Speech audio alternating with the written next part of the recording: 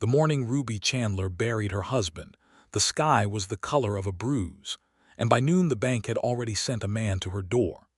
She stood at the threshold of the Chandler ranch house, her mourning dress still damp at the hem from the churchyard mud, and she looked at the banker's representative, a pink-faced man named Aldrich who wore a suit that had never seen a day's hard labor. And she said, simply and without trembling, that he ought to come back in a month. Aldrich said the terms of the loan did not allow for sentiment, and Ruby said that was fine, because she was not offering sentiment. She was offering him 1 month before she proved he did not need to come back at all. He came back, and she was right. That was in the spring of 1878, in the dry hill country of West Texas, in a place called Sorrow Creek that had been named with more truth than poetry. The land was beautiful the way a difficult thing is beautiful, not easy to love, but impossible to leave once you had given it your heart. The ranch sat on 400 acres of scrub grass and cedar and limestone, with a creek running through its middle that was more wishful thinking than water in the summer months, and Ruby had lived there for 7 years, since she was 22 years old, and Thomas Chandler had brought her out from San Antonio with a wagon load of hope and a handshake deal on a cattle herd. Thomas had been a good man. He had been steady and kind, and he had known cattle the way a priest knows Scripture. He had also been taken by a fever in February of 1878, a fever that moved through Sorrow Creek like a slow and indifferent tide, and he was gone in 4 days, leaving Ruby with a 9-year-old daughter named Clara, a 7-year-old son named Will, 43 head of cattle, a debt at the First Bank of Harlow that would make a lesser woman weep, and a ranch that did not care one whit about grief. So Ruby did not grieve. Or rather, she grieved in the half-hour before the children woke each morning and the half-hour after they went asleep each night, and in between she worked. She had 2 hands remaining on the payroll: old Domingo, who was 60 and had bad knees and a worse hip but who could still read weather better than any almanac, and a younger man named Pete who was reliable when he was sober and unreliable in the particular way that young men who drink too much whiskey are unreliable, which is to say enthusiastically and without warning. She could not afford more. She barely afforded these 2. The cattle needed water. The land needed water. The spring of 1878 came in dry and stayed that way through April, through May, through June, until the grass in the lower pasture turned the color of old bone, and the creek dropped to a trickle that a man could step across without dampening his boots. Domingo watched the sky each morning and said nothing, which Ruby had learned meant that the nothing coming from his mouth was the most serious thing he could say. She dug. Not herself alone. She hired 2 men from the Jimenez family in town for a week's wages, and between them, they sank a well 30 feet deeper than the old one, and they hit water on the 5th day, and Ruby stood at the edge of the shaft with her hands bleeding from the rope and her hair falling loose from its pins, and she said, very quietly, "Thank you," to whatever was listening. She rode to the bank with the first month's payment in cash, folded and wrapped in a piece of oilcloth inside her shirt, and she laid it on Aldrich's desk and watched his pink face cycle through surprise and something that might have been respect before it settled back into its professional blankness. She said, "I will be back next month with the same," and she was. The drought did not break until late September, and by then Ruby had lost 11 head of cattle to heat and poor pasture, and 1 to a rattlesnake strike that she had not been able to do anything about, which she took as a personal failing even though Domingo told her firmly that a snake was nobody's fault. She had kept 32 head alive. She had made the payments. She had kept her children fed and her ranch whole. Then the disease came. It came in October, arriving with a cattle drive that passed through the county moving north. She did not know it had arrived until 3 of her cows were showing the signs: the thick saliva, the lameness, the raw and swollen patches around the mouth and hooves that meant foot-and-mouth disease had crossed into her pasture like an uninvited and catastrophic guest. She quarantined immediately, separating the 3 from the rest, and rode to town to find the county veterinarian, a man named Holt who had a tendency to show up late and charge early. She found him drunk on his own porch and spent 20 minutes extracting sobriety from him by the force of her voice alone before he agreed to come. Holt came, confirmed what she already knew, and told her she might lose the whole herd. She thanked him for his time and paid him and went home and sat in the kitchen after the children were in bed and allowed herself exactly 45 minutes of despair. Then she stood up, washed her face, and read every piece of ranching literature she owned by lamplight until the wick burned low, searching for anything she had missed, anything Holt had missed, anything that could be done beyond the standard quarantine and prayer. There was not much, but she did it all. She burned the bedding from the sick animals. She washed her boots before crossing from the quarantine pasture to the main one. She changed the water troughs daily, using the deep well she had fought so hard to dig. She watched and waited and tended with the kind of exhausting focus that leaves a person too tired to be afraid. She lost 4 more. She saved 28. By November, with the disease contained, with the cattle recovering, with the payments maintained, Ruby Chandler was 3 things simultaneously: deeply in debt, utterly exhausted, and exactly as immovable as the limestone bluffs that rose behind her house. Clara and Will knew their mother the way children know weather, not by analysis but by instinct, by the quality of her voice and the set of her shoulders. Clara, at 9, had started helping with the morning feeding without being asked. Will, at 7, had stopped asking for things that cost money. Ruby noticed both of these things and felt a complicated grief about them that she filed alongside the other griefs she did not have time to address. It was a Tuesday in November, cold and clear in the way that West Texas turns cold, sudden, and absolute, without apology, when the stranger arrived.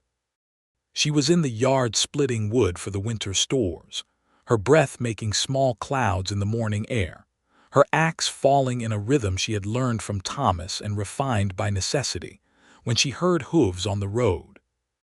She straightened and watched the rider come down the long approach to the ranch house with the kind of practiced assessment she had developed over the past year, the kind that read a man's posture and the condition of his horse before his face was visible. The horse was good, a bay with clean legs and a smooth gait that spoke of real breeding and proper care. The man was tall in the saddle, broad through the shoulders, and he was not riding like someone who wanted trouble, which was the first thing Ruby checked. He was riding like someone who was tired and uncertain, which was the second thing she checked, and which made her fractionally less alert. He pulled up about 20 yards from where she stood, and she had a good look at him then. He was perhaps 30, maybe a year or 2 either side, with a face that had been made handsome by good bones and been made interesting by hard living. The sun had laid itself across his features with authority, and there were lines at the corners of his dark eyes that did not come from laughter alone. He had dark hair under a gray hat that had seen better weather, and he held himself with the particular contained quality of a man who had learned that stillness cost less than motion. He said, "Ma'am, I'm looking for the Chandler Ranch." She said, "You found it. I am Ruby Chandler."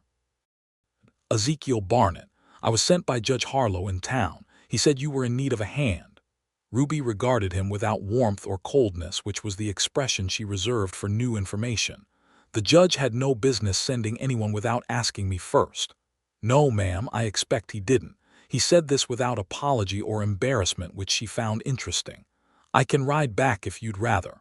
She looked at the wood pile, which was less than half of what it needed to be by winter's end. She looked at the barn, where Domingo's pace had been slower this week, the hip taking its toll in the cold. She looked at the house, where Clara would be starting breakfast and Will would be underfoot, and there was too much to do and not enough hands to do it.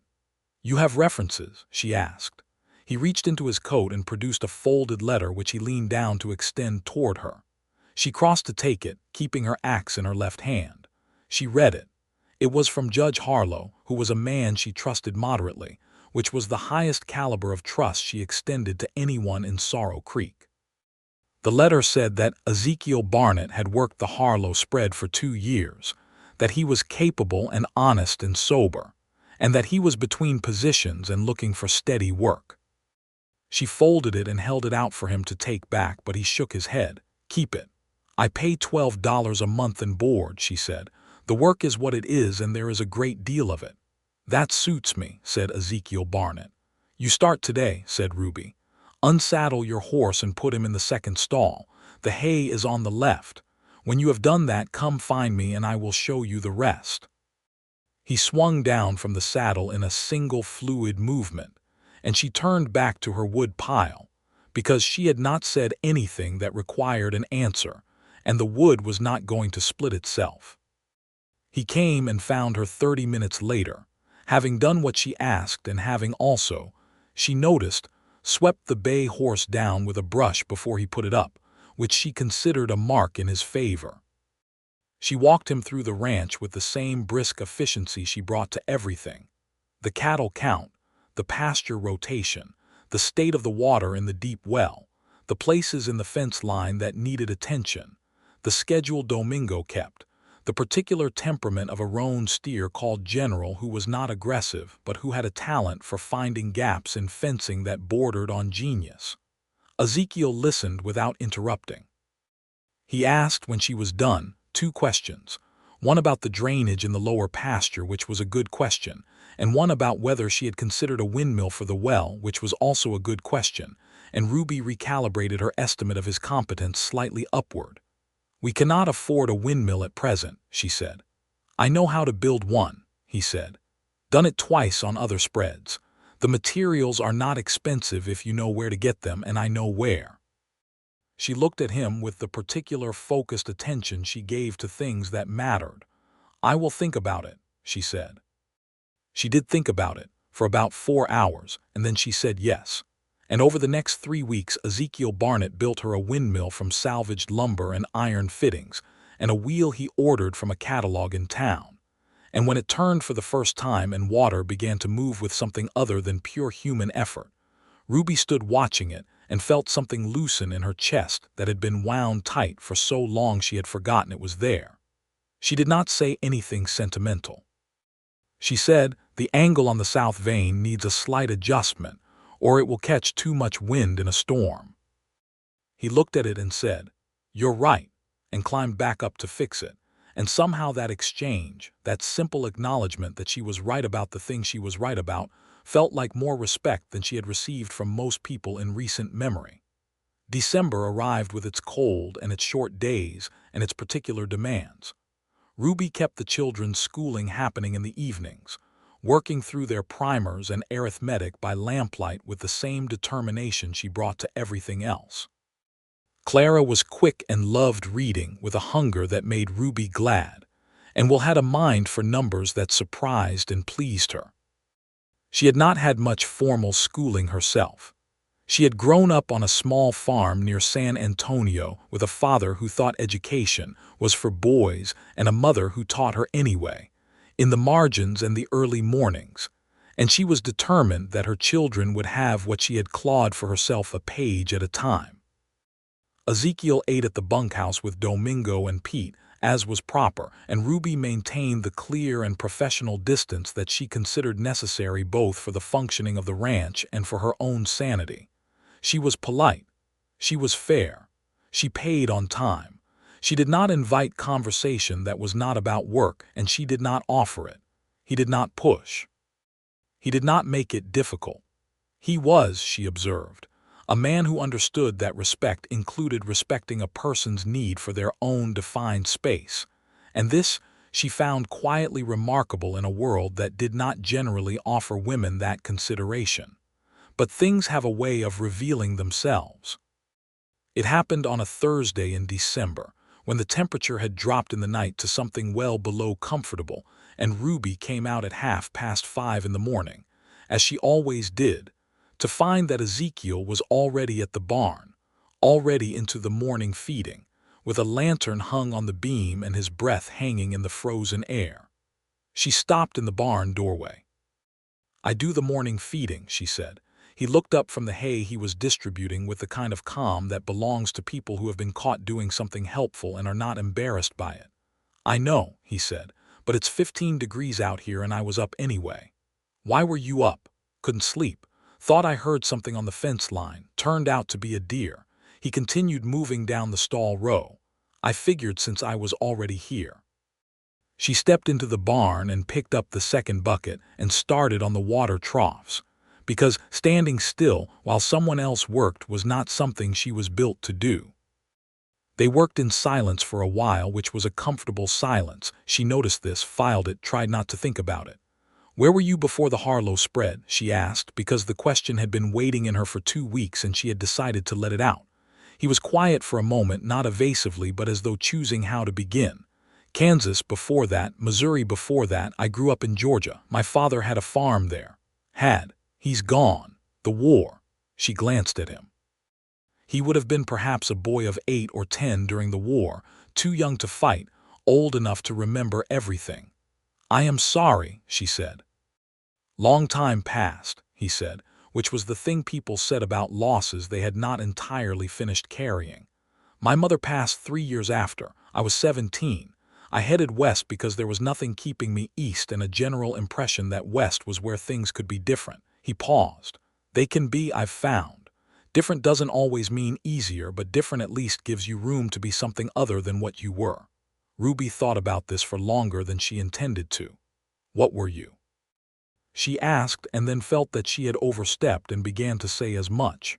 Nothing bad, he said, without any offense in it.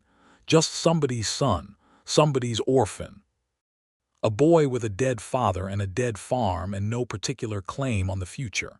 He moved to the last stall, where General the roan steer was regarding him with the focused suspicion he reserved for people he did not fully trust.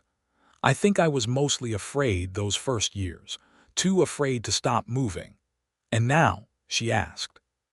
He looked at her, and there was something in his expression, direct and unhurried, that made her aware of the lamplight and the cold and the small, warm interior of the barn as a world apart from everything outside it. I'm not afraid, he said. Not anymore. She looked back at her work. Good, she said, and carried it no further, because she did not yet know what to do with the feeling that had just moved through her like water finding a new channel.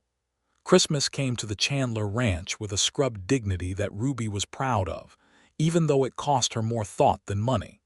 She had Clara and Will cut cedar branches for the house and made a wreath from dried berries and ribbon saved from last year. She made a cake from the last of the good sugar. She spent 3 evenings making Clara a new dress from calico she had bartered for with a neighbor woman, and she carved Will a small wooden horse that was better than she expected her carving to be, which she took as evidence that necessity produces skills you did not know you had. On Christmas Eve, she told Domingo and Pete and Ezekiel that they were welcome to supper at the house, because it was Christmas and it was cold and she had made enough food for an army. Domingo came with a bottle of wine from his sister in San Antonio. Pete came scrubbed and embarrassed, which was how Pete appeared whenever removed from his natural habitat. Ezekiel came with a carved wooden bird that he set on the table without ceremony and said was for the house. It was a mockingbird, carved from cedar, with the wings spread mid-song. It was beautifully done, not rough or merely competent, but genuinely beautiful. The feathers indicated with a patience, and an eye that stopped Ruby's breath for just a second before she contained herself. Clara immediately fell in love with it and spent the evening examining it from every angle. Will asked Ezekiel how he had done it, and Ezekiel showed him the pocket knife and explained the cuts, and Will listened with the same focused attention he gave to things he intended to learn. Ruby watched Ezekiel with her children and felt something she had not let herself feel in so long that she had to reach for its name. It felt like the easing of a thing. It felt like a window being opened in a room that had been closed too long. She served the supper and they ate, and Domingo told stories about Christmases in old Mexico that had everyone laughing, even Pete, who had been shy all evening. And afterward, they sang some carols in a loose and cheerful way that involved no real musical talent but considerable enthusiasm.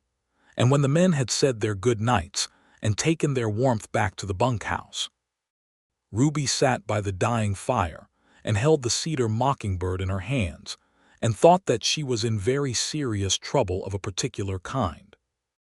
January was hard and cold, and the cattle needed more supplemental feed than she had budgeted for, which meant another conversation with Aldrich at the bank, which went the way those conversations always went.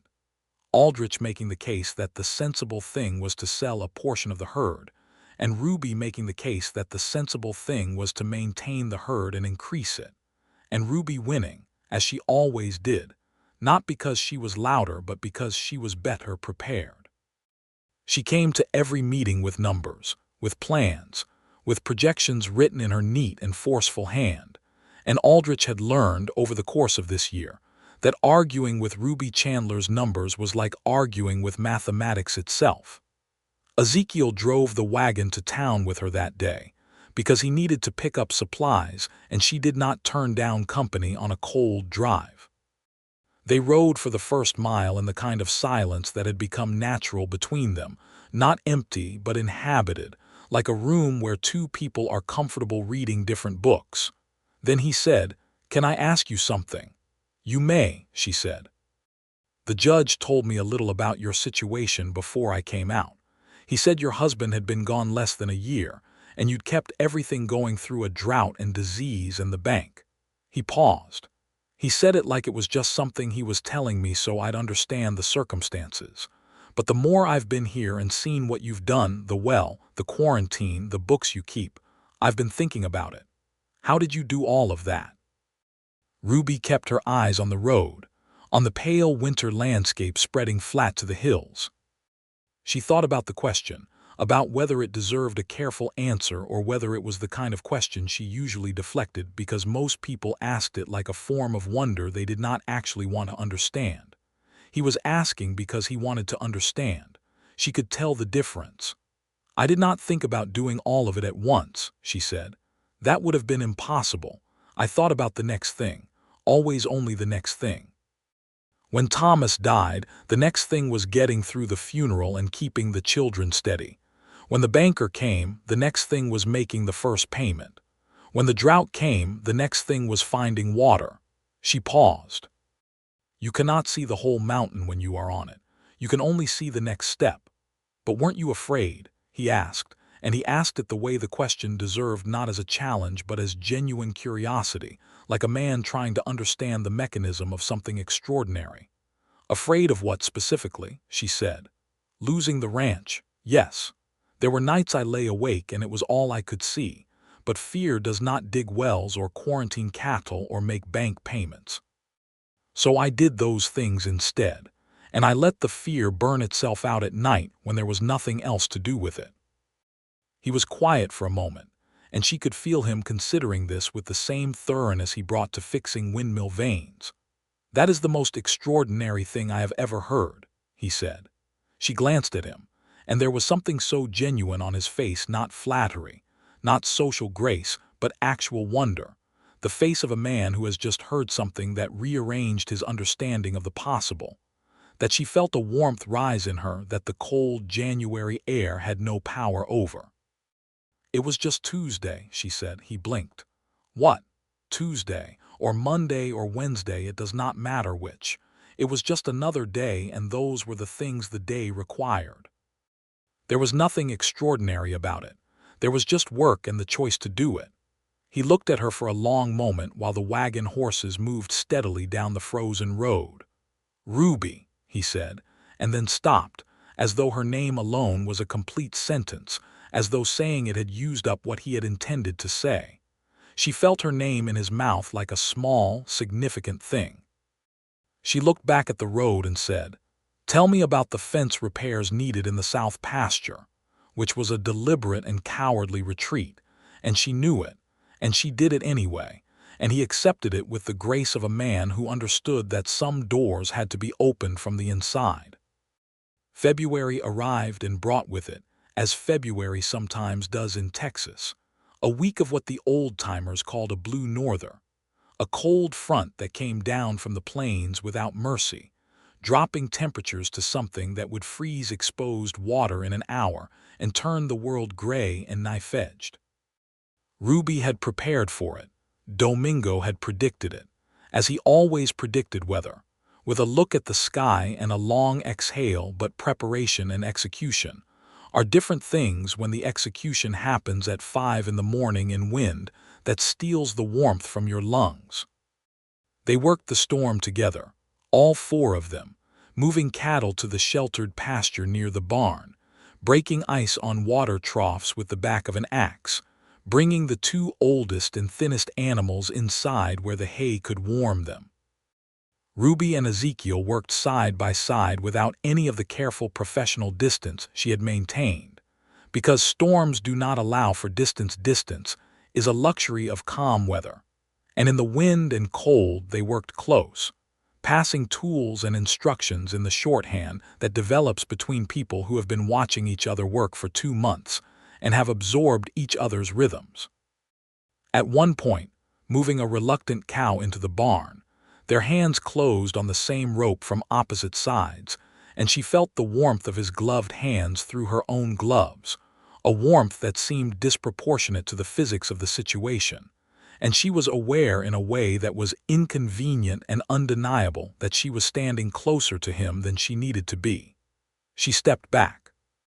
He was looking at her with an expression that was steady and careful, that said, "I notice things and I will not press, and I am here if that means anything," which was a great deal for one expression to carry, and it carried it without effort. The storm passed in 5 days and they lost no cattle, which was a victory Ruby recorded in her ranch ledger with the same clean handwriting she used for everything else, and which she allowed herself exactly 2 minutes of private satisfaction about before moving on to the next thing. The next thing was a broken axle on the wagon, which Pete managed to achieve in March by attempting to navigate a creek crossing at a speed that the vehicle was not designed for, and which cost Ruby 3 days' labor and enough money to make her jaw tight, and which resulted in a conversation with Pete that was direct and specific about what was expected of him and what the consequences of failing to meet those expectations would be. Pete received this with the particular shame of a man who likes and respects the person he has disappointed, which Ruby considered the most useful kind of shame. He shaped up. She had learned that people shaped up when you were clear about what you needed, when you treated them as capable of doing better rather than resigned to doing poorly, and when the relationship was one they valued. Pete valued his position here. He knew that positions were not easy to find, not for a young man with a drinking habit and no particular distinguished history, and he valued that Ruby treated him as a person rather than a problem. In March, also, she began to notice the way Ezekiel watched her. Not in the way she had been watched by other men since Thomas's death, not with calculation or with that particular quality of assessment that men sometimes directed at widowed women with property, as though she were an object to be acquired along with the land. It was not that. It was the way a person watches something they find continually surprising, with an attention that is partly admiration and partly a kind of wonder that does not feel possessive at all, that feels more like. She searched for the word like reverence, which embarrassed her to think but which was accurate. He watched her with her children, and his face went soft in a way he probably did not know it did. He watched her at the ledger book in the evenings when she worked by lamplight at the kitchen table, and sometimes he would come to the door, not enter, just appear at the doorway with some ranch matter or other, and she would look up and find his expression in the fraction of a second before he composed it, and it always said the same thing. She was 30 years old in March. She had been a wife and had been a widow, and had been a rancher and a mother and a woman who dug wells in droughts and quarantined diseased cattle and met bankers with numbers instead of tears, and in all of that she had not thought much about what she wanted for herself. The ranch was a need. The children were a need. The payments were a need. Her own heart had been a problem she had deferred indefinitely. She was finding it harder to defer. On a Saturday afternoon when the air had turned the first tentative warmth of early spring, and the cattle were out in the pasture looking like they had personally survived a war, which they had, Ruby sat on the porch steps cleaning her rifle, not because it needed it particularly, but because it was the kind of task that kept her hands busy while her mind wandered. She heard footsteps and looked up, expecting Clara or Will, and found Ezekiel. He sat down on the step below hers at a proper and respectful distance and tilted his hat back and looked out at the pasture where the cattle moved in their slow and peaceful way. "They look good," he said. "They do," she said. Silence. Comfortable, inhabited. "I've been thinking," he said, "about what I'm going to do." She felt something tighten in her chest that she recognized as preemptive grief, which was a feeling she was familiar with and did not like. "Oh," she said, keeping her voice entirely ordinary. "The judge wrote me a letter last week. He has an opening on his spread foreman position. Better pay." He paused. "I wanted to tell you about it before I decided anything." Ruby kept her attention on the rifle mechanism, took it apart and set the pieces on the step with the deliberate care of someone performing surgery on their own composure. "That sounds like an opportunity," she said. "It is," he said. "It is a good opportunity." He let the silence sit for a moment. "But I find I don't want to take it." She looked up from the rifle pieces. He was looking at her, and there was nothing ambiguous in his expression, nothing that could be misread or explained away as professional regard or simple friendliness. It was direct and clear, and it held her gaze without apology. "Ezekiel," she said. "I know," he said quickly. "I know it is too soon, and I know the circumstances, and I know you have not indicated anything, and I am not here to pressure you or make things difficult. I wanted you to know why I was not taking the position, before you heard otherwise and thought something that wasn't true." "Why are you not taking it?" she said, though she knew, because she needed to hear it said. He took a breath. "Because I do not want to be anywhere else," he said. "Because in the 6 months I have been on this ranch, I have watched you do things that I did not know a person could do, not out of any deficit in my imagination, but because I had genuinely not believed it possible. And I find that every day I want to know more about how you think and what you care about, and what makes you laugh and what worries you in the night. And I have enough self-knowledge to understand that those are not things I feel about a job." He looked at the pasture. "I am not asking you for anything. I am just telling you so you know." Ruby was quiet for what felt like a long time, though it was probably 40 seconds. She assembled the rifle back together with neat automatic motions, thinking about what she was about to say before she said it, the way she thought about everything important. "I was afraid this morning," she said, which was not what he was expecting from the way his head turned toward her. "Not about anything with the ranch. I heard you saddling your horse before dawn, and I thought for a moment that you were leaving. Not that I had a right to feel anything about that. But I did feel something about it, which is the relevant information." He was very still, the way he was still when he was paying full attention. "You were up early for a reason," she said. "Fence repair in the north pasture. I wanted to get it done before the ground softened." "I know," she said. "I knew that when I saw which direction you were heading. But in the 20 seconds before I knew, I had time to understand that your leaving would not be something I could arrange my feelings about as neatly as I would like." He looked at her with the same directness and with something else now, a kind of careful joy, the kind that a person holds cautiously because they have been hoping for something and now it is happening and they do not entirely trust it yet. "I am not going to make any declarations," she said, in a measured way. "It has been a year and the children need stability and the ranch needs steady work, and I need time to think about this properly, which is how I approach everything that matters to me." "I know," he said. "I would not expect anything else. But I do not want you to take the judge's position," she said, and allowed herself to look at him squarely while she said it. "I want you here. That is all I know with certainty right now. But I know it with certainty." He looked at her, and his expression was the quietest kind of happiness, the deep-water kind, the kind that does not announce itself with noise. "That is enough," he said. "That is more than enough." She picked up her rifle and stood and looked out at the pasture and the windmill turning steadily in the spring breeze, and she said, Now come and look at the fence in the east quarter, because I think there is more damage than Domingo thought," and walked around the side of the house, and after a moment she heard his boots on the steps as he stood to follow. Spring deepened into its best self. The rains came in April, not in the desperate way of the previous year, but in a steady and generous rhythm, and the grass came back green and strong, and the creek ran with real conviction for the first time in 2 years. Ruby stood at the creek bank one afternoon and watched the water go by and felt something shift in her spirit, not giddiness, which was not her way, but a quiet and profound satisfaction, the feeling of a person who has held a position through an extended siege and is watching the field turn. The cattle were healthy. The herd was growing. She had negotiated the purchase of 6 young heifers from a neighbor at a price that her ledger said she could just manage, and Ezekiel had gone with her to look them over, and his assessment had matched hers precisely, which she considered more confirming than a signed contract. The herd was 34 head now, recovering toward what it had been before the drought.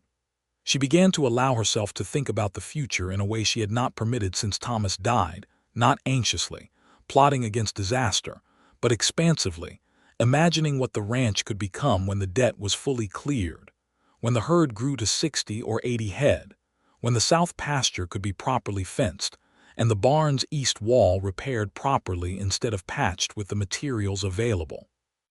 She began to allow herself to think about the future in a more personal way as well, with more frequency than she would have admitted to out loud, in the half hour before dawn and the half hour after the children went to sleep, and sometimes, helplessly, in the middle of the day, when Ezekiel appeared in her line of sight doing some ordinary thing, and her heart did what it apparently was going to do regardless of her prior intentions about it. They talked. That was what happened, through April and May, as the work of spring drove them into close proximity daily, and as the cautious acknowledgment they had made on the porch steps had taken whatever carefully maintained formal distance remained and replaced it with something warmer. They talked in the way that 2 people talk when they have been thinking similar things for a long time and have finally been given permission, wide-ranging, curious, discovering the shape of each other's minds with the same interest they would have brought to a map of new country. He told her about Missouri and Kansas, the cattle drives he had worked, the men he had ridden with, a winter he had spent in Abilene that he described as formative in the way that difficult experiences are formative, which she understood without needing details. He told her about the carpentry his mother had taught him, the way she had been determined that her son would know how to make things because makers are always needed. He told her about being 17 and alone, and west of the Mississippi with $40 and a horse, and the particular kind of freedom that is indistinguishable from terror. She told him things she had not told anyone in years about growing up near San Antonio, about her mother's secret schooling, about the day she had realized that she was going to have to become someone her circumstances had not prepared her to be, and had decided that she would simply do that. She told him about Thomas with the full and complicated truth of someone speaking about a person they had genuinely loved. His goodness, his knowledge of cattle, his tendency to be optimistic in ways that sometimes led him to underplan for difficulty, his kindness to the children, the gap his absence had left that was not a romantic gap alone, but a practical and daily one. Ezekiel listened to all of it with the quality of attention she had come to recognize as specifically his not just patience, not just politeness, but actual receipt of the thing, the way you receive information that you intend to keep and use. Did you love him very much? He asked once, which was a question that could have landed badly in 10 different ways and landed not badly at all because of the way he asked it, not jealously, not as a challenge, but with simple, genuine curiosity, the question of a man who wanted to understand her whole life and not just the part that was relevant to himself. "Yes," she said. "Different than I would love now, I think. I was young and he was the first person who had looked at me and seen capability rather than a problem to be managed. That felt like love, and it was love, though perhaps not the kind that is built on the fullest knowledge of a person. She paused. I know better now what I am and what I need. I would choose differently, not because Thomas was wrong, but because I am different. What would you choose? He asked. She looked at him steadily. Someone who does not need me to be less, she said. Someone who watches me run a ranch through a drought and a disease and a debt, and sees something to admire rather than something to take over. He held her gaze and said, I see something extraordinary. She said, it was just Tuesday, and he laughed a real laugh, not the polite kind, surprised out of him, and she felt the warmth of it reach places in her that had been cold for a long time. It was in May when he kissed her, on an evening when they had been mending fence in the east pasture, and the sun was going down in the particular blaze that West Texas specializes in, all amber and rose and a depth of blue above that looked painted. They had set down their tools and were walking back toward the barn, and she was telling him about her plan for the summer pasture rotation, and she was in the middle of a sentence about the southeast quarter when he stopped walking. She stopped too and turned to look at him because he had gone quiet in a way that was not his normal quiet. He said, Ruby. She said, yes. He took the step that closed the distance between them with the careful deliberateness of a man who was making a decision he had been considering for some time, and had decided to make fully and without hesitation, and he lifted his hand to her face with a gentleness that was somehow the most startling thing she had ever experienced from another person, the shock not of roughness but of such precise care, and he said, May I? Very quietly, which was the only correct thing to ask, and she said, yes, and he kissed her. It was not a tentative kiss. It was the kiss of two people who have known each other long enough to know what they mean, who have waited long enough that the waiting had refined the thing into something clear and sure. She kissed him back with the same thoroughness she brought to everything, and when they stepped apart, she was aware that the sunset had continued without them, and the first stars were coming out, and the horses were moving in the pasture with their gentle sounds, and everything in the world was in its proper place. She said, I should get back to the children. He said, I know. She said, I want to be clear about what this is. Tell me, he said. This is real, she said. I do not do things I am not serious about. If that is the kind of thing you are serious about, then we should talk about what that means in practical terms. If it is not, then I need to know that now, before the children become any more attached than they already are. He was quiet for a moment, and she could see him arranging his response with the care that he gave to things he meant. I have been in love with you since sometime in January, he said. I do not know the exact day, but I remember thinking I was in very serious trouble about you, and not being sure what to do about it, because I respected you too much to say something before the time was right. I am not a man who does things halfway, and I am not a man who runs when things become real. He paused. I want to court you properly with your permission. I want to do this the right way. I want to know Clara and Will better if they will allow it, and I want to know you better, and I want to earn whatever trust you decide I'm worth. She was quiet for a moment, looking at his face in the fading light, at the honest lines of it, at the expression that was asking nothing except permission to try. Sunday, she said, I will make supper after church and you will come to the table, not as a ranch hand, as someone I am receiving. His expression shifted into something warm and definite. Sunday, he said. She walked back to the house. She was aware, without looking back, that he watched her go. She was aware, without intending to be, that she felt it like a hand pressed gently at the center of her back, steady and warm and pointing her forward. Sunday's supper was a kind of renegotiation of the space between them that required no announced terms and all new ones. Clara was at the age where she understood more than she was supposed to and observed everything with the bright-eyed precision of a child who is determining whether something is good or not. Will was at the age where he cared mainly about whether a person could be useful and interesting, and Ezekiel passed both tests handily by knowing the precise answer to Will's question about windmill mechanics, and by producing from his coat pocket a small cedar figure he had been carving. A horse this time, for Will, to go with Clara's mockingbird. Clara watched this exchange with the particular evaluative attention of a 9-year-old girl who is simultaneously trying to protect her mother and trying to determine whether this is a good thing. Then she looked at Ruby, and Ruby, who knew her daughter, returned the look with steadiness, and Clara, performing her own private calculation, turned back to her supper. Later, when the children were in bed and Ezekiel was helping Ruby clear the table, which she had allowed him to do and which felt domestic and right in a way she was going to need more time to examine, Clara appeared at the top of the stairs in her nightgown. "Mr. Barnett," she said. He looked up. "Yes, Miss Clara." "Did my mama teach you about the southeast pasture rotation, or did you already know it?" He glanced at Ruby, who had no idea where this was going. "Your mama taught me," he said. "She is very good at rotation planning." Clara seemed to consider this as satisfactory evidence of something. "All right," she said, and went back to bed. Ruby did not look at him for a moment, gathering the amusement that was pressing on the inside of her expression, and then she looked up and found him doing the same thing, and they both allowed it. A shared and quiet laugh over the cleared table, and it felt like something being decided.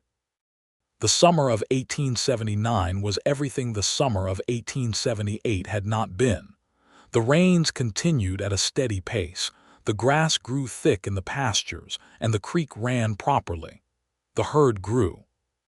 Domingo's hip improved marginally with the better weather, enough that he stopped gritting his teeth when he moved and started singing to himself again while he worked, which Ruby took as the truest indicator of his condition.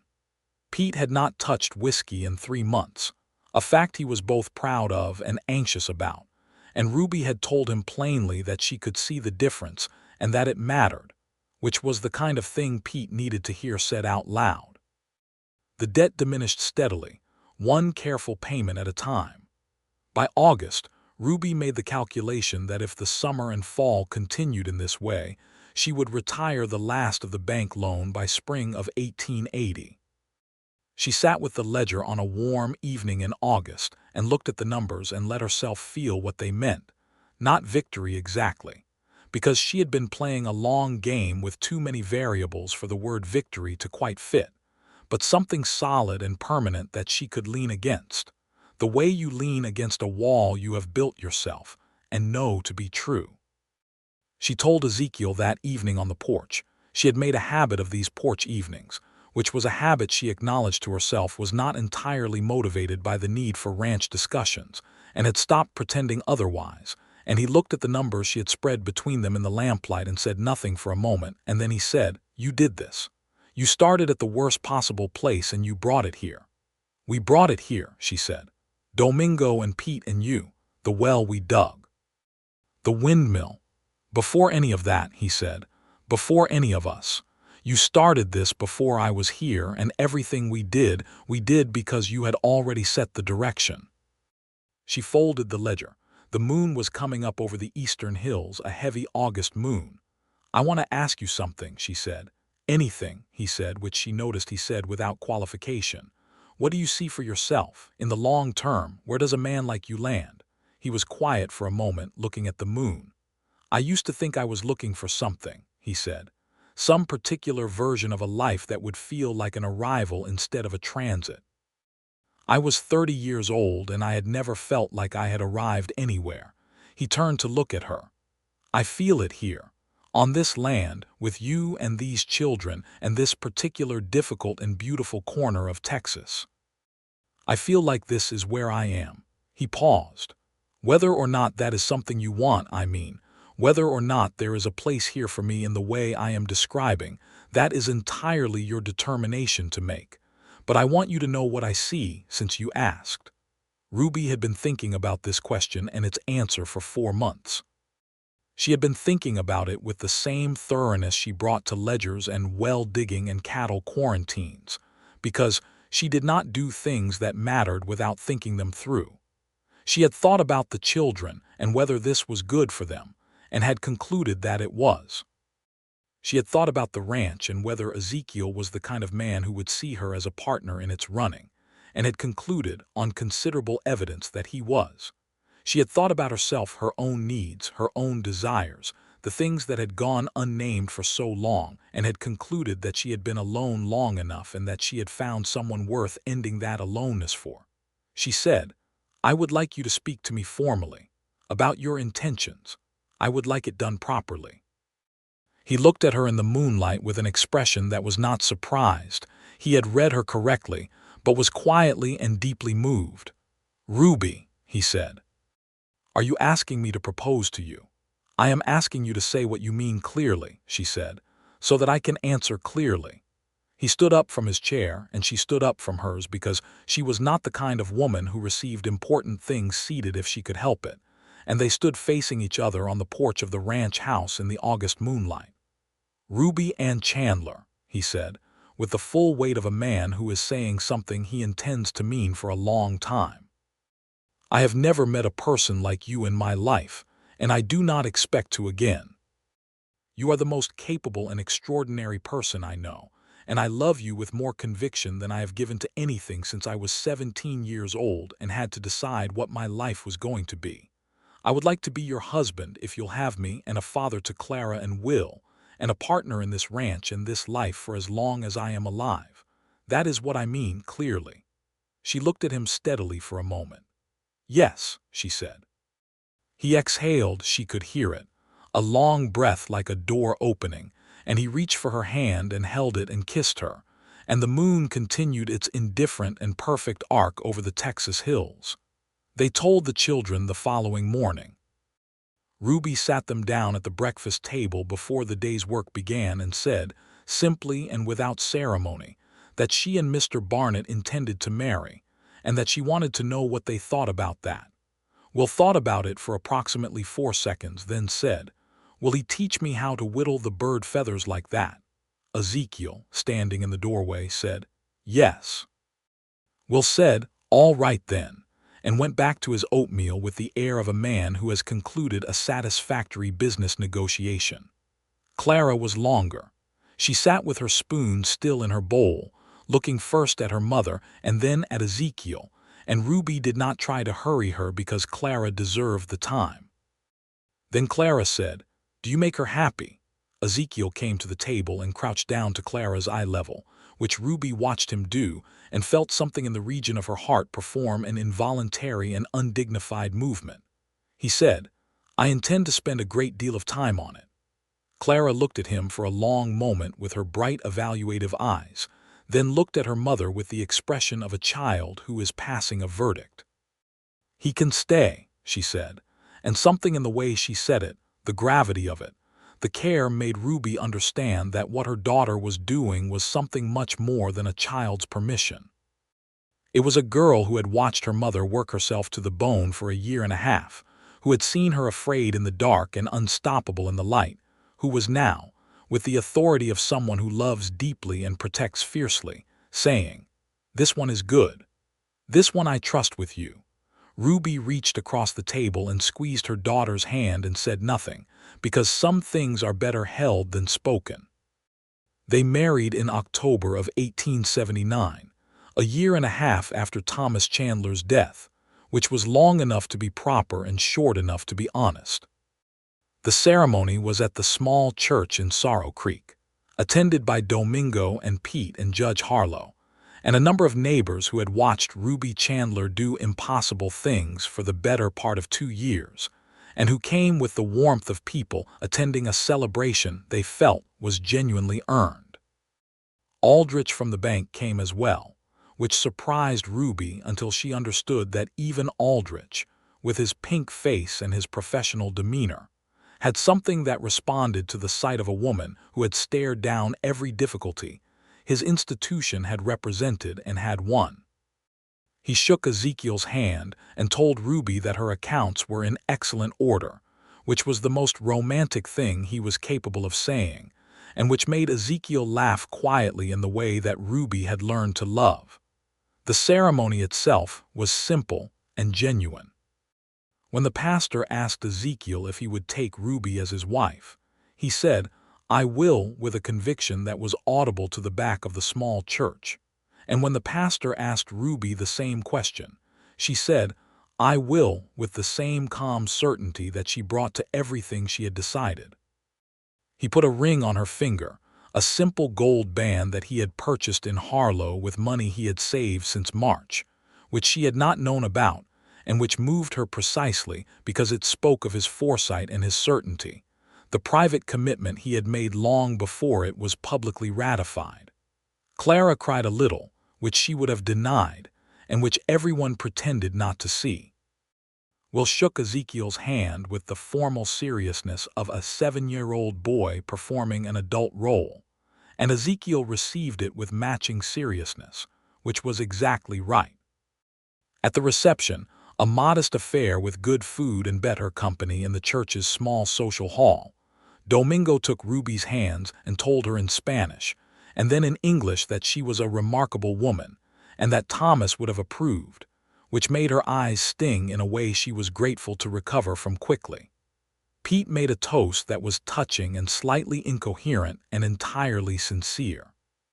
Judge Harlow told Ezekiel he was the luckiest man in Sorrow Creek, and Ezekiel said he was the luckiest man in Texas, and was not joking. Late in the evening, when the guests had gone and the children were asleep at Judge Harlow's house where they were staying for the night, Ruby and Ezekiel drove back to the ranch in the wagon under the October stars. The Texas night was cool and enormous around them, the stars spread with the reckless generosity of a place that has room for everything, and she sat close against his shoulder, because she had decided to stop thinking about whether things were proper and start thinking about whether they were good.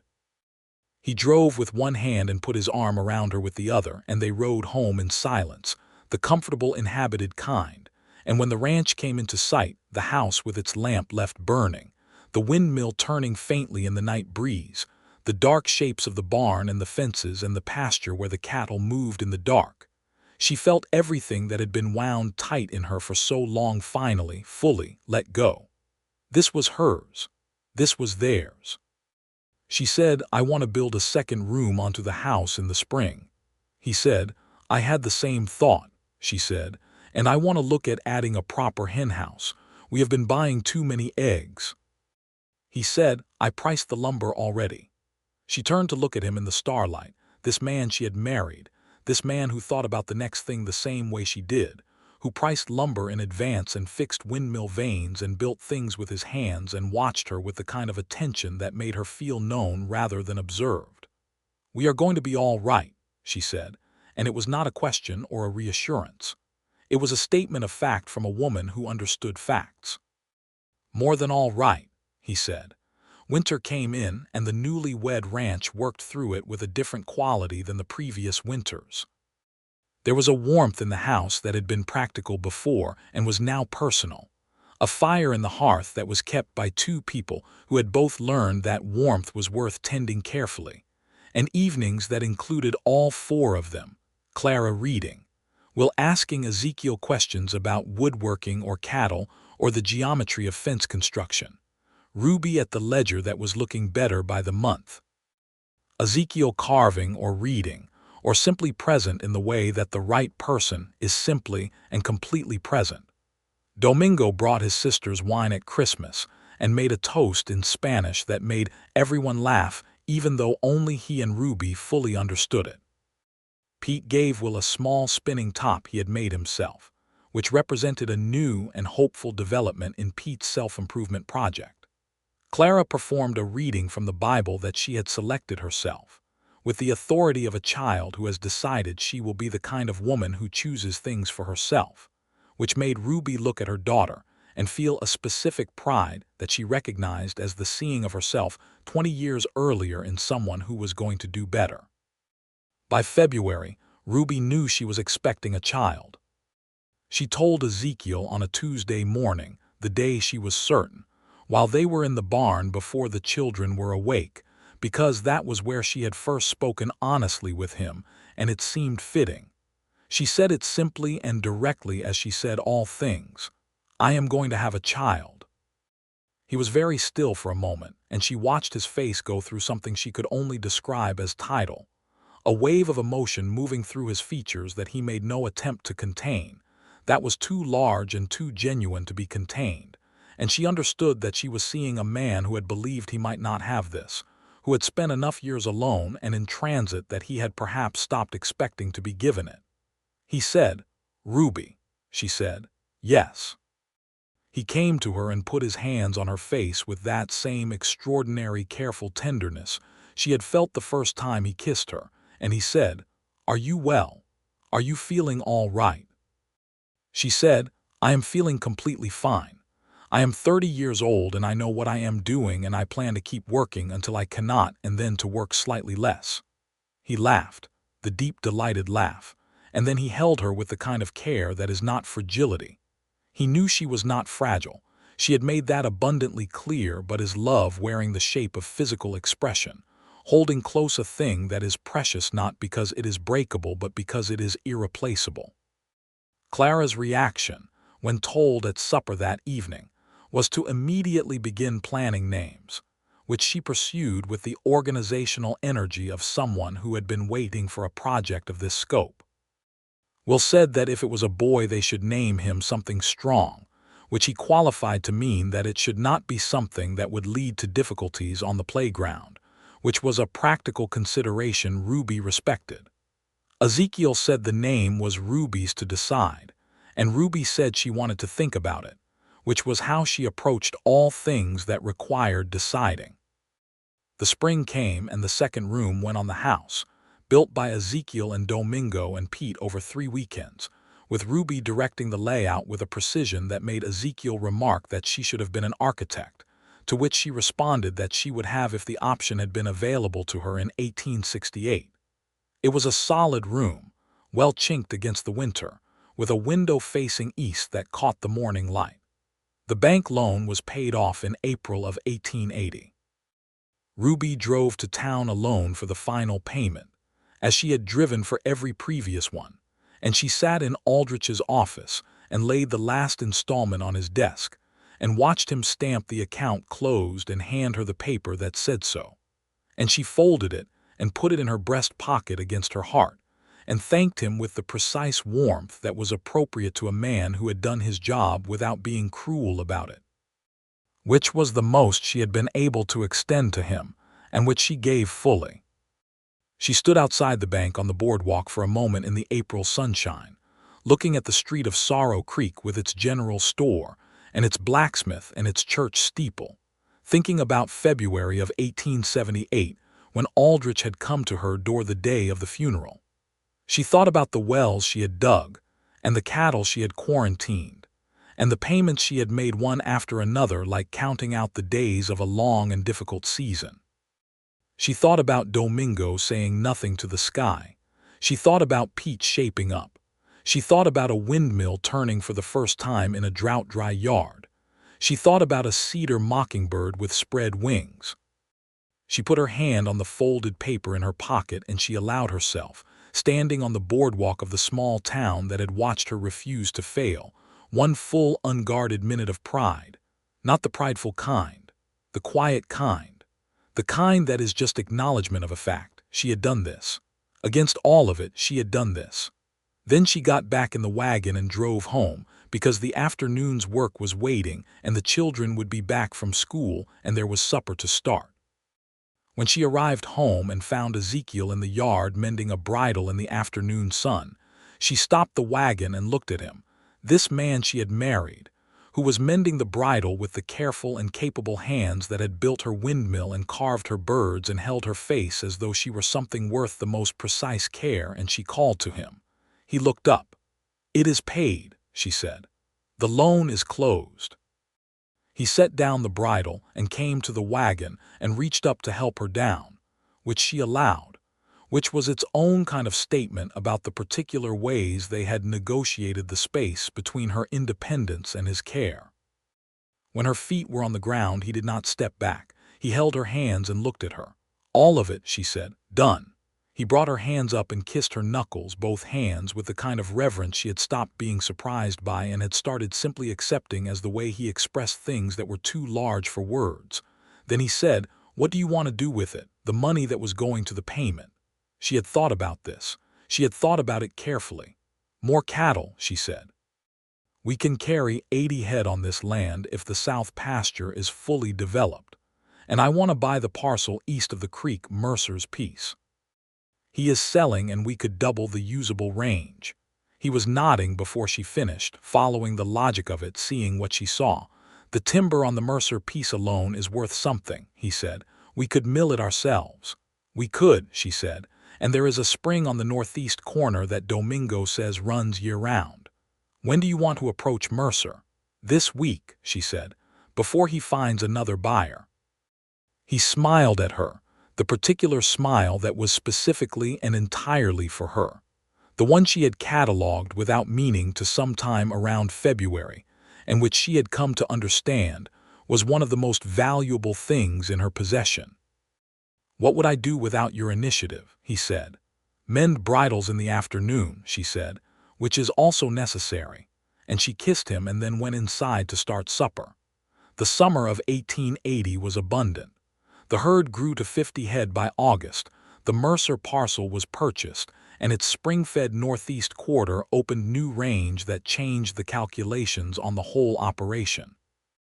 Domingo's hip was treated by a doctor from San Antonio who came through the county and suggested a course of treatment that included rest, actual rest, not Domingo's version of rest, which was doing slightly less of the same hard work, and which Ezekiel enforced with a firmness and a care that made Domingo grumble extensively and recover steadily. Pete had found himself a young woman in town, a schoolteacher's daughter named Amelia, who was widely considered to be far better than Pete deserved, which Pete understood, and which seemed to be the most effective motivation for continued self-improvement that anyone had yet tried on him. He came to Ruby one afternoon with a hat-in-hand formality that she found endearing and said he was hoping to stay on long-term, to build something here if she would let him, and she told him that she would be glad of it and that he had earned it, and Pete left the conversation with the expression of a man who has been told clearly that he matters, which is not a small thing to give a person.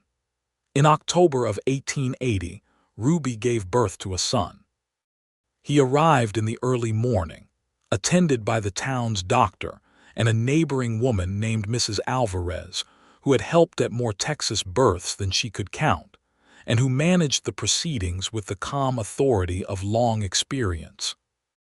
It was a hard enough labor, the way labor is, and Ezekiel spent most of it in the kitchen with Clara and while making the kind of determined conversation that keeps children from being afraid, and Ruby heard his voice through the wall steady and warm and present, and found that it helped in a way that was not logical but was entirely real.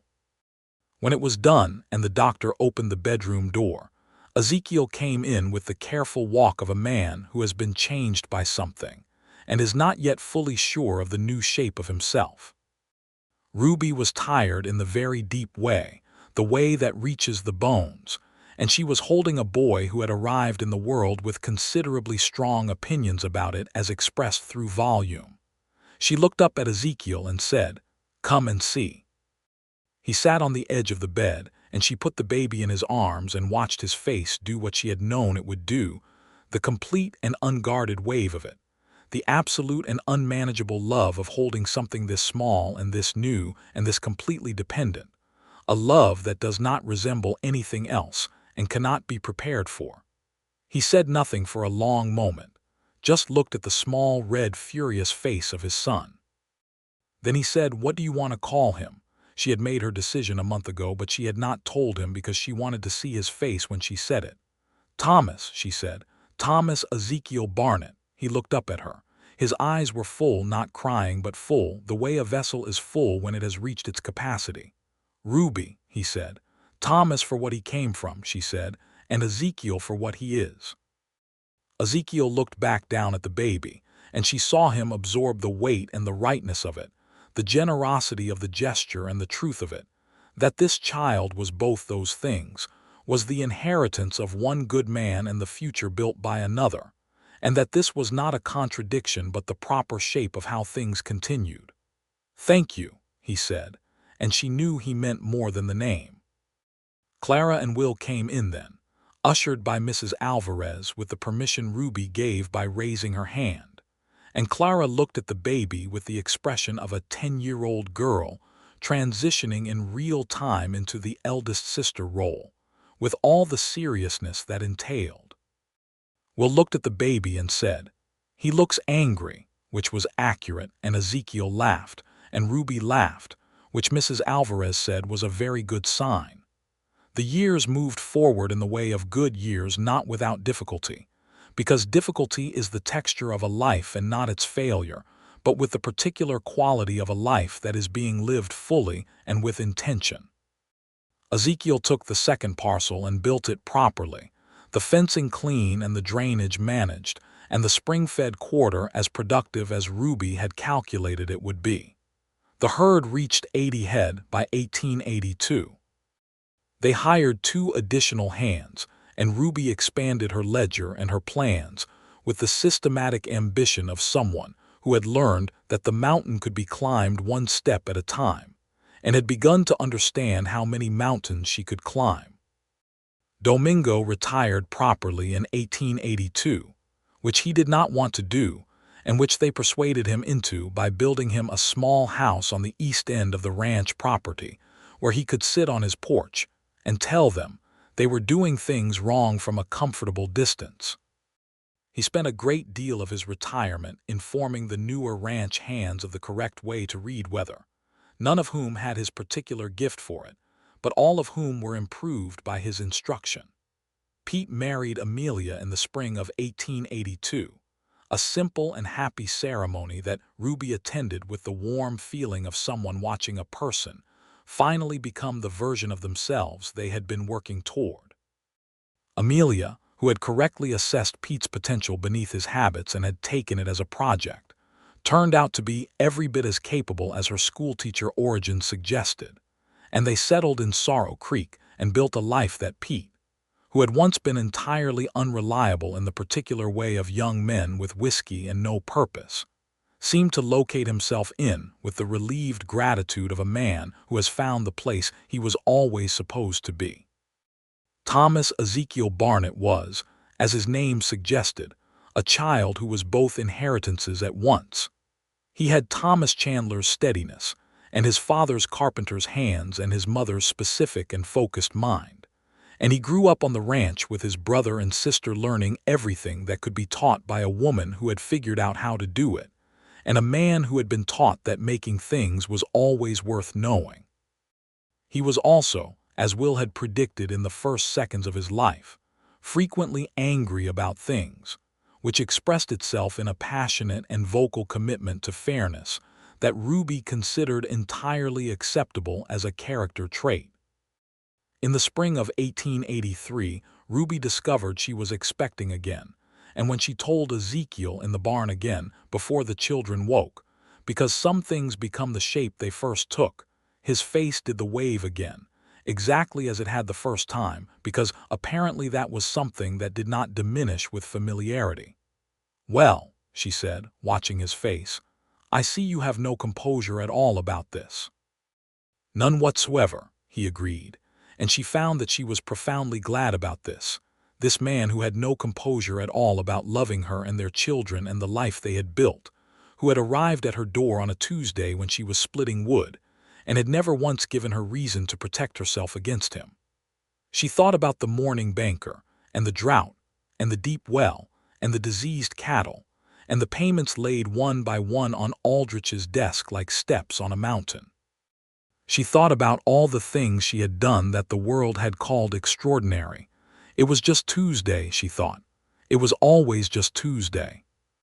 But she was glad now that the Tuesdays had brought her here, to this barn in this light, with this man whose face could not contain what he felt when she told him they were having another child. She was glad that extraordinary and ordinary had turned out to be the same country, traversed one day at a time, arriving finally and completely at this. The baby came in November of 1883, a girl this time, born with dark eyes that looked like her father's and a calm in her that Ruby recognized as her own, the deep-water kind, the kind that would take years to understand and a lifetime to measure. They named her Me, for the month of the first honest conversation on a porch step, and she arrived into a household that had room for her in every sense. The new second room added to the second room, the table that had grown 2 extra chairs, the land that had doubled and was still growing. Ruby stood at the window of the expanded house one January morning in 1884, the year after Me was born, watching the ranch at first light. The windmill turned. The herd moved in the lower pasture. Ezekiel was coming from the barn, a lantern in one hand and his breath making small clouds in the cold air, moving with the unhurried competence of a man who knows exactly where he is and exactly where he is going and finds the knowledge good. She had been thinking about something, quietly, for several months, and she had thought about it enough to know it was true. She was not the same woman who had stood at a banker's door in mourning clothes with nothing but stubbornness and arithmetic between her and ruin. She was the same in the ways that mattered: the stubbornness, the arithmetic, the refusal to see difficulty as permanent, but she was more now, in the way that things are more when they have been added to by love and time, and the particular deepening that comes from being genuinely known by another person. She was Ruby Barnett, which still sat slightly new on her, the way a well-made thing feels when you have just finished making it good and solid and yours. She watched Ezekiel come across the yard toward the house, and he looked up and saw her at the window and raised the lantern slightly in greeting, which was his particular and small and perfect way of saying "I see you," the way he had always said it, not with speeches but with attention, not with declarations alone, but with the daily and specific care of a man who had decided what mattered to him and had never wavered in that decision. She pressed her hand to the glass, and he lifted the lantern a little more, and they were 100 feet apart in the cold Texas morning, and she had never felt less alone. She thought about everything it had taken to arrive here.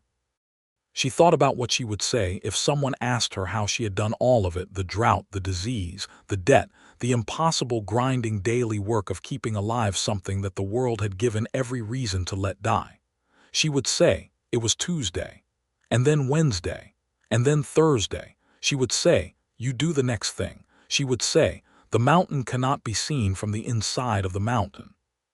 She would say, "I was afraid every night and awake every morning, and I chose, every morning, what to do with the 12 hours in between." She would say, "And then someone came down the road on a bay horse, and he was good enough to stay, and he was smart enough to see me, and we built the rest of it together." She would say, "It was nothing extraordinary. It was just a life. It was just Tuesday."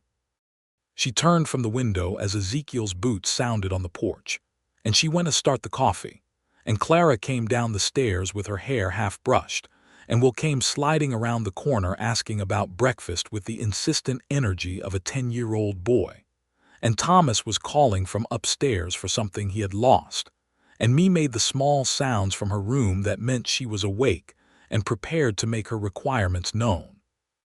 Ezekiel came through the door and hung his hat and his coat and found the kitchen already full of noise and mourning, and Ruby handed him the coffee cup without looking up from the pan, because some things do not require looking, they are simply known, and he took it with the hand that was not putting Thomas's lost boot back on the step where it belonged and kissed her on the temple as he passed, quiet and deliberate, and she said, "The north pasture fence needs checking today." He said, "Already on the list." She said, "Good." And the day began, and it was as all the important days had been, as all the ordinary, extraordinary days of her life continued to be. It was just Tuesday. It was the best Tuesday she had ever known.